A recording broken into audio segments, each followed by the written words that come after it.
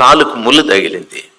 అప్పుడు అట్ట కాలుకు ముళ్ళు తగిలింది, అట్లా తీసేయమంటే భార్యను ఎవరెవరు ఆ కాలు తీసి వాళ్ళ మీద పెట్టుకొని కుట్టి ముళ్ళు తీసేస్తారు. మన లోపల ఉండే చెడు తీసేయమంటే ప్రభు తీసేయడు. నేను ఒకసారి నా రక్తంతో కడిగి నిన్ను శుద్ధీకరించినాను, మాటి మాటికి తీసేయమంటే ఎట్లా బాబు, అది కుదరదు, నీవే తీసేసుకో. ఏమంటాడు?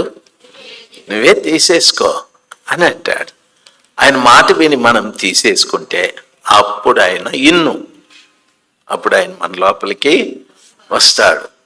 ఆయన లోపలికి వస్తే నీవు ఎట్లుంటావంటే ఓ ప్రశాంతమైన వాతావరణం కలిగిన వ్యక్తిగా ఉంటావు. నీ మాటలు ప్రశాంతంగా ఉంటాయి, నీ ఆలోచనలు ప్రశాంతంగా ఉంటాయి, నువ్వు చేసే పనులు ప్రశాంతంగా ఉంటాయి. కొంతమంది ఇంట్లోకి వస్తే మొగుడో పెళ్ళామో వచ్చేసినట్టు రాకాసి, రే బుక్కులు ఎత్తనరా మీ నాయన వచ్చినాడు అంటారు. ఎత్తురా మీ నాయన వచ్చినాడు, బుక్ ఎత్తురా అని. వాడేం చేస్తాడు? రేపు తెలుగు పరీక్ష, వాడు సైన్స్ బుక్ ఉల్టా పెట్టి చదువుతూ ఉంటాడు. సైన్స్ బుక్ అలా ఆయన వస్తాడు, ఎప్పుడు నుండి చదువుతూ ఉండారు రేపిల్లో అని. సాయంకాలం నుండి చదువుతూ ఉండారండి బిడ్డ, ఏం పరీక్ష రేపు నీకు అని. తెలుగు డాడీ అంటాడు ఇంగ్లీషులో, తెలుగు డాడీ అని. ఇదేం బుక్కురా, ఇదే సైన్స్ చదువుతా ఉండదు ఏంట్రా రేపు తెలుగు అని. రే ఉల్టా పెట్టుకొని చదువుతారు ఎవరైనా. యాడ ఉల్టా అంటే వాళ్ళ నాయన మీద కంగారుతో వాడు పుల్టా పెట్టినాడా ఫల్టా పెట్టినాడా తెలియదు. దయచేసి గమనించాలి. అది ఇంట్లో నాయన వాళ్ళకు రాక్షసిలాగా అనిపిస్తాడు. ఎందుకో తెలుసా? ఆయన కూడా మందిరానికి వస్తాడు, ఆయన కూడా ప్రార్థన చేస్తాడు, ఆయన కూడా బైబిల్ చదువుతాడు. అయితే లోపల పనికిరానివి చాలా ఉన్నాయి. దయచేసి వినాలి. ఒక తండ్రిగా ఆ ఇంట్లో నువ్వు ఒక ప్రశాంతమైన వాతావరణం కలిగించేటట్టు ఉండాలి. అంటే నీలో ప్రభువు ఉంటే ఇల్లంతా ప్రశాంతంగా ఉంటాయి. ప్రభువు లేకపోతే నీలో ఉండే చెడు పని చేయడం ప్రారంభిస్తాడు. ఆ చెడు నీతోనే పోతే పర్వాలే. ఆ చెడు నీవు అప్పుడప్పుడు ఇంట్లో భార్యతో మాట్లాడతావు, పిల్లలతో మాట్లాడతావు, పిల్లలకి చెప్తావు, కోడలికి చెప్తావు, అల్లుడికి చెప్తావు. నీలో ఉండే చెడు అందరిలో వేస్తావు. ఇల్లంతా చెడైపోతుంది, వారి కష్టార్జితం అంతా వ్యర్థమైపోతుంది. దయచేసి వినాలి. దేవుని పిల్లలు మీరు, మిమ్మల్ని దేవుడు ప్రశాంతంగా బ్రతకాలని ఆయన బ్రతికించాలని ఆయన ఆశ. అయితే మన ద్వారా మనలో ఉండే చెడును బట్టి మన కష్టార్జితమైన ఆహారము వ్యర్థమైపోతూ ఉంటుంది. అది వ్యర్థం కాకుండా జాగ్రత్తగా మనం ఉండాలి. చెడు లేని వారు ఎవరూ లేరు. అయితే చెడు మనలో పని చేయకూడదు. చెడు లేని వారు ఎవరూ లేరు. చెడు మనలో పని చేయకూడదు. కోడి మాంసం ఎంతమంది తింటారు? తిన్నందుకు నష్టం ఏం లేదు. అయితే కోడి బ్రతికున్నప్పుడు కోడిలో చేదు ఉంది తెలుసా? కోడిలో చేదు ఉంటుంది తెలుసా? ఆ చేదు కోడిలో ఏం పని చేయదు. చచ్చిన తర్వాత దాన్ని తినేవాడు ఆ చేదును చూసి తీసి బయటపడేస్తాడు. నువ్వు చచ్చిపోతే, ఈ లోకరీతిగా చచ్చిపోతే ప్రభువు నీలో ఉండే చేదును తీసి బయటపడేస్తాడు. దేవుని బిడ్డ నువ్వు, దేవుని బిడ్డ. నీలో చెడు ఉన్నా అది పని చేయకూడదు. మనలో చెడు ఉంటే ప్రభు మనలో ఉండడు. నేను చాలా సులభంగా మీకు అర్థమయ్యేటట్టు ప్రతిసారి చెప్తా ఉంటాను. అది మీరు గ్రహించి ఆ రీతిగా పాటిస్తే చాలా మంచిది. నా తరువాత నా పిల్లలకి, వారి తరువాత వారి పిల్లలకి ఎంతో క్షేమం ఉంటుంది, ఎంతో ఆశీర్వాదం ఉంటుంది. ఎందుకురా బాబు ఎంత కష్టపడతావు అంటే ఆ బిడ్డల కోసమే కదా. అంతేనా కాదా? ఆ బిడ్డల కోసమే కదా. అడుగు పొలం కొన్నాను ఎందుకంటే బిడ్డలకు ఉంటుంది, అడుగు ఇల్లు కట్టినాను ఎందుకంటే బిడ్డలకు ఉంటుంది అనని. అంటే నువ్వు కట్టిన ఇంట్లో నువ్వు ఉండవనేది నీకు బాగా తెలుసు, నువ్వు పోతావని తెలుసు. నువ్వు కొనిన పొలము నీకుండదు, నువ్వు తెలుసు, కొంటావు, నువ్వు పోతావు అని తెలుసు. అయితే మన తరువాత బిడ్డలు కూడా సంతోషంగా సమాధానంగా బ్రతకటానికి ప్రతి తల్లి తండ్రి, నేను మా భార్య కూడా, ఇది సీటు ఖాళీ, దయచేసి గమనించాల్సింది, ఆ సీటు ఖాళీ. దేవుని పిల్లలు మీరు బాగా ఆలోచించాలి. నేను అప్పుడప్పుడు చెప్తామని చూస్తే డిసపియర్. దయచేసి వినాలి. ఎవరైనా కానీ దేవుడు న్యాయవంతుడు, ఆయన అన్యాయస్తుడు కాదు. దేవుడు న్యాయం, నాకు ఒక న్యాయము, మీకు ఒక న్యాయము కానీ కాదు. ఏదో ఈ పని ఇచ్చినాడు, చేసుకుంటా ఉన్నాను. అందుకని నేనేం పెద్ద గొప్పోడు కాదు, నేనేమైనా పెద్ద గొప్పోడు కాదు. యేసు ప్రభు పక్కన నేను కూర్చున్నానని చెప్పను లేదు. నేను కూడా మీ మధ్యలోనే కూర్చుంటా ఉన్నాను, మీ మధ్యలోనే తింటా ఉన్నాను, మీ మధ్యలోనే తిరుగుతూ ఉన్నాను. అయితే ప్రభువు నాకు ఇచ్చిన ఆలోచన ఏమిస్తాడో అది నేను మీకు చెప్తాను. నేను పాటించాలా, మీరు పాటించాలా. అప్పుడే మనము సమాధానకరమైన జీవితాన్ని జీవించటానికి ప్రభు సహాయం చేస్తాడు. ఎట్లా సమాధానం అంటే, లోకం ఇచ్చినట్టుగా కాదు, నా సమాధానమే మీకు ఇస్తానని చెప్పాడు.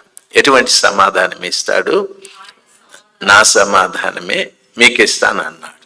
యేసు ప్రభు దగ్గర సమాధానం అంటే చూడండి, ఆయన్ను కొట్టిన వాళ్ళు ఉన్నారు, తిట్టిన వాళ్ళు ఉన్నారు, గెడ్డపు వెంట్రుకలు లాగిన వాళ్ళు ఉన్నారు, ముఖం మీద ఉమ్మి వేసిన వాళ్ళు ఉన్నారు, ప్రక్కలో బల్యంతో పొడిచారు, చేతుల్లో మేకులు కొట్టారు. అయితే ఆయన ప్రాణం పోతూ పోతూ ఏమంటాడంటే, తండ్రి వీళ్ళేమి చేస్తున్నారో ఎరుగరు గనుక వీరిని క్షమించు అన్నాడు. అంత విలువైన మాట తనలో నుండి రావటానికి కారణం ఏమిటంటే, తనలో ఉన్న సమాధానం, తనలో ఉన్న సమాధానం. అది ఇస్తాను మీకు అని అంటాడు. సమాధానం లేకపోతే కీడుకు ప్రతి కీడు చేస్తాం, దెబ్బకు దెబ్బ అంతే. ఆడు అని ఆడు ఊస్తే నువ్వు డైరెక్ట్గా మూతి మీదనే ఊసేస్తావు. ఆ టైప్లోకి వెళ్ళిపోతాం మనం. దేవుని పిల్లలు మనం చాలా మారాలా. ఎందుకు మారాలా అంటే, మన ఇంట్లో మనం ఉన్నాం, మన మందిరంలో మనం ఉన్నాం, ఓ రోజు పరలోకానికి పోవాలి. అవునంటారా కాదంటారా? ఈ టైపులో పోతే మనము పరలోకంలోకి రాణిస్తారా? మనల్ని రాణిస్తారా? మీరేమో తలుపు సందులో దూరతాను లేనట్టు కూర్చున్నారు. అట్లా తలుపులు లేవాడా? లేక కిటికీ సందులో పోయట్లేదు, ఏమి లేదు. పరలోకానికి పోవాలంటే చాలా నిష్ఠ కలిగి బ్రతకాలా. హల్లెలూయా. ఇప్పుడు వచ్చింది మా భార్య, చాలా నిష్ఠ కలిగి బ్రతకాలా. హల్లెలూయా. ప్రొద్దున్నే స్వాములు వాళ్ళు ఏం చేస్తారంటే, సన్యాలతో స్నానం చేసి తడిబట్ట కట్టుకొని ఆ స్వామి చుట్టూ తిరిగి తిరిగి మంత్రాలు చేసుకుంటారు. నిజంగా వాళ్ళకి ఎంత భక్తి ఉంటుందో నిజంగా నన్ను అడిగితే, యేసు ప్రభు మిమ్మల్ని ఏమన్నా సన్నీళ్ళు స్నానం చేసి తడిబట్ట కట్టుకొని మందిరంలో సుడి తిరగాలి మీరు అన్నిటే, ఒకరు రారా మీరు? నా భార్య కూడా రాదు, ఏ భాష వేసుకోపడు సన్నీళ్ళు అని చెప్పి నేనే తిరుక్కొని చచ్చిపోదు. దయచేసి గమనించాలి. ఒకరు రాడు. ఏది పౌలు వాడు ఉరివేరాడు. అద్దా ఆ టయానికి వస్తావు చూడు నువ్వు. దయచేసి గమనించాల్సింది, వాడే చెప్పేస్తాడు అందరికీ, పోవద్దంటారా సన్నీళ్ళు పోసుకొని చావల్ల, ఆయన మాట్లాడినద్దంటారు అని చెప్పేస్తాడు. దయచేసి గమనించాల్సింది, దేవుడు అంత నిష్ట మనకేం పెట్టలేదు. చెడు తీసేసుకోండి చాలు. ఏం తీసేసుకోండి? చెడు తీసేసుకోండి చాలు. అప్పుడు నేను మీ హృదయంలో ఉంటాను అని ప్రభు చెప్తాడు. ఎంత మంచి దేవుడు. ఇంకా మనకు ఇంకా చెప్పాలంటే, అయ్యప్ప స్వాములు వారిని ప్రార్థన చేసేవాళ్ళు చూడండి, పాపం పోయి ఇంకా పొద్దున్నే స్నానం చేసేసి నల్లబట్టలు వేసుకొని భజనలు కూర్చునేస్తారు. రాత్రి చాలాసేపు భజనలు చేస్తారు, చొక్కా వేసుకోరు పాపం. ఎంత భక్తి అంటే అంత భక్తి. మనల్ని చొక్కా వేసుకోకుండా చలికాలంలో భజన చేయమంటే మీరు వస్తారా? బనీను ఉంటుంది, దాని మీద చొక్కాయ ఉంటుంది, దాని మీద చలికోటు ఉంటుంది. రారా ప్రార్థన కంటే చలి అంటారు. ఒరే, యేసు ప్రభుల వారు మనకు చూపెట్టిన ఈ మార్గంలో అంత కఠినమైన భక్తిని మనల్ని పాటించమని చెప్పలేదు. అవునంటారు కాదంటారు? దేవుని పిల్లలు మన భక్తిని దేవుడు చాలా సులభంగా మనల్ని పాటించమని చెప్పాడు. చాలా సులభంగా మీరు భక్తిని పాటించాలి అని చెప్పాడు. దానికి కూడా మనము ఏమో అబద్ధం ఇచ్చిపెట్టాలనా, ఏమో కష్టపడి పని చేయాలనా, ఏమో ఎవరి మీద కోపం ఉండకూడదా, ఇవి పెడితే దానివల్ల ప్రయోజనం లేదు. భూమి మీద ఏ దేవుళ్ళు అనబడిన వారి దగ్గరికి వెళ్ళినా ఇవి చెప్పరు. అయితే యేసయ్య దగ్గరికి వస్తే ఇవి చెప్తాడు. ఎందుకు ప్రభా ఇవన్నీ చెప్తావు మాకు అంటే, నేను పరిశుద్ధుడను గనుక మీరు కూడా పరిశుద్ధం. నేను డూప్లికేట్ అయితే మీరు కూడా, నేను నల్లోడైతే మీరు కూడా, నేను తెల్లవాడైతే మీరు కూడా, నేను పరిశుద్ధుడు కాబట్టి మీరు కూడా ఎట్లుండాలా? ప్రభా పొద్దున్నే బ్రష్ చేసుకున్నా, అదే చేసుకున్నా, ఇప్పుడు చూడు వాసన లేదు ప్రభా, పరిశుద్ధంగా ఉన్నాను, లైఫ్ బాయ్ సోప్తో చేసుకున్నా, మొత్తం మురిగిపోయింది, సంతూర్ చేసిన, మైసూర్ శాండల్ చేసిన. ప్రభు అంటాడు, ఈ శరీరం కాదు బాబు, లోపల పరిశుద్ధంగా ఉండాలని ప్రభు చెప్తాడు. దేవుని బిడ్డలు దినాలు గడిచే కొద్దీ మనలో ఏం పెరుగుతుంది చెప్పండిరా? వయసు పెరిగే కొద్దీ అటికి పోతాము. అబ్బా ఏం కనిపెట్టినారా నాయన? సాగు పెట్టి ఎత్తుక్కుంటా పోతాం. మనం పెట్టి మన దగ్గరికి వస్తుంది, మనం దాని దగ్గరికి పోతాం. అవునంటారా కాదంటారా? కాబట్టి వయసు పెరిగే కొద్దీ సావుకు దగ్గరగా పోతాం. ఎప్పుడు చనిపోతామో మనకు చనిపోక ముందే ఇవన్నీ మనం సరిచేసుకోవాలా. దయచేసి తండ్రిలాగా నేను మీకు చెప్తా ఉన్నాను, అన్నలాగా మీకు చెప్తా ఉన్నాను. ఇవన్నీ సరిచేసుకోనకపోతే నష్టపోయేది మీరే. ఒకవేళ మీరు భక్తిగా ఉంటే దేవునికి ఏమైనా లాభమా? మీరు భక్తిగా ఉంటే దేవునికి ఏమైనా లాభమా? ఎవరు మాట్లాడరా? ఒకవేళ మీరు భక్తిగా లేకపోతే ఆయనకి ఏమన్నా నష్టమా? ఏం లేదు. అప్పుడు ఏమంటారు, నా భాషలో చెప్తా, కోన్ కిస్కా గొట్టం రే నువ్వు అని అంటాడు. అయితే దేవుడు ఎంతో ప్రేమించి నిన్ను ఇంత పెద్ద పట్టణంలో ఎంతమంది జనంలో నిన్ను ఎన్నిక చేసుకున్నాడు, నిన్ను పిలుచుకున్నాడు. ఆయన ఆ భాగ్యాన్ని నువ్వు జాగ్రత్తగా కాపాడుకోవాలి. అది ఎంతో భాగ్యం.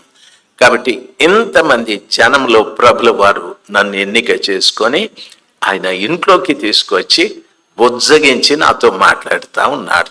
నేను లోబడాలా అనేటటువంటి ఆలోచన అందరికీ కలిగి ఉండాలి, నాకు అందరికీ కలిగి ఉండాలి. అప్పుడే నేను చనిపోయినప్పుడు నేనే వెళ్తాను పరలోకానికి. అందరికంటే ముందు నేను చనిపోతాను, ఎందుకంటే నా వయసు పెద్దది కాబట్టి. మీరు చిన్న వయసు కాబట్టి మీరు లేటుగా వస్తారు. అనుకోవద్దంట్రా, సావు ఎప్పుడు ఎక్కడొస్తుందో ఎవరికి వస్తుందో తెలియదు, ఎట్లా వస్తుందో తెలియదు. ఈ మధ్యనే మన మదనపల్లిలో జరిగిన ఒక విషాదకరమైన సంఘటన. ఆ విషయాలు చెప్పకూడదు. చూడండి, చంటి బిడ్డని 7 సంవత్సరాల బిడ్డని ఒక ఆయన చంపేశాడని చెప్పారు. ఏ తల్లిదండ్రి ఆ బిడ్డ అట్లా చనిపోతుందని తెలుసా? తల్లిదండ్రులకి చనిపోయింది పాపం. ఎంత వాళ్ళ గుండె కోత ఉంటుందో తెలుసా? కానీ నా తల్లి పెంచిన తండ్రి ఎంత ఏడ్చింటారో తెలుసా? కాబట్టి ఎప్పుడు ఏ రీతిగా మనకు మరణం వస్తుందో తెలియదు. అట్లని మిమ్మల్ని ఎవరో చంపుతారని నేను అనను. మనల్ని చంపటానికి తెలియకుండా ఉండే శత్రువులు చాలా మంది ఉన్నారు. చెప్పమంటారా? మీకు కనిపించరు వాళ్ళు. తెలియకుండా శత్రువులు మీ చుట్టూ గిర్ర రంకల రాట్నం తిరిగినట్టు తిరుగుతూ ఉంటారు. చెప్పమంటారా? బీపీ ఎవరు అనుకుంటా ఉండారు? నేను చంపేకొచ్చింది. షుగర్ ఎవరు అనుకుంటారు? రాత్రి నన్ను తీసిపోయి షుగర్ చెక్ చేయించినాడు, అందుకని షుగర్ ఎప్పుడు ఆయన అంటా ఉన్నాడు. షుగర్ ఎవరు అనుకుంటా ఉన్నారు? నేను చంపేకొచ్చింది. తలపోటు ఏమనుకుంటా ఉన్నారు? చాలా మంది తలనొప్పి వచ్చి పోయినాడు అంటారు కదా. గుండె జబ్బు వచ్చిందంటారు. ఏమంటారు? అది నేను చంపేకొచ్చింది, కనిపించదు, లోపల పనిచేస్తూ ఉంటారు. కరోనా గుంపులు పోతారు. అది కుప్పలు గొర్రెల మందలు పోయినట్టు పోతారు. అయితే నీ చుట్టూ ఈ శత్రువులు తిరుగుతూ ఉంటారు. మీరు అనుకుంటారు, దేవునికి స్తోత్రం, నాకు బీపీ లేదు, నాకు షుగర్ లేదు, నాకేమీ లేదు. గుండె జబ్బు రావచ్చు, ఊపిరితిత్తుల జబ్బు రావచ్చు, ఏదో రావచ్చు. దేవుని పిల్లలు మీరు, ఏమీ లేకపోతే సంతోషమే. అయితే ఇవన్నీ మన శత్రువులు, మనల్ని చంపటానికి మన చుట్టూ తిరుగుతాయి, మన లోపల ఉంటాయి. ఆ వాటితో మనం చనిపోక ముందే మనం పాపముతో చచ్చిపోయే మనుషులుగా ఉండకుండా దేవునికి ఇష్టం లేనివి మనలో ఏమున్నాయో వాటిని నేనే తీసేసుకోవాలి. Very good. ఆ రీతిగా తీసుకుంటే నువ్వు ఒక ప్రశాంతమైన వ్యక్తివి అయిపోతావు. నీ ఇంట్లో నీ ద్వారా ఒక ప్రశాంతమైన వాతావరణం ఉంటుంది. అన్నం లేదు, ప్రశాంతంగా ఉంటారు. డబ్బు లేవు, ప్రశాంతంగా ఉంటారు. మనకి ఇల్లు లేదు, ప్రశాంతంగా ఉంటారు. మనం కూలి పని చేస్తూ ఉంటాం, ప్రశాంతంగా ఉంటారు. మనకేది పెద్ద పెద్ద బట్టలు కూడా లేవు, ప్రశాంతంగా ఉంటాం. ఎందుకో తెలుసా? ఈ చెడు కార్యాలు మనలో ఉండడం వల్లనే అవి మన శరీరాన్ని బలవంతం చేస్తూ ఉంటాయి. ఇది కావాలా, అది కావాలా, ఇది తినాలా, అది తినాలా, ఇది చేయాలా, అది చేయాలనని చెడు బయటికి వెళ్ళిపోతే ప్రశాంతంగా ఉంటావు. నీవు ఏది కావాలని ఆశించే అవకాశాలు ఉండవు. దేవుని బిడ్డలు మీరు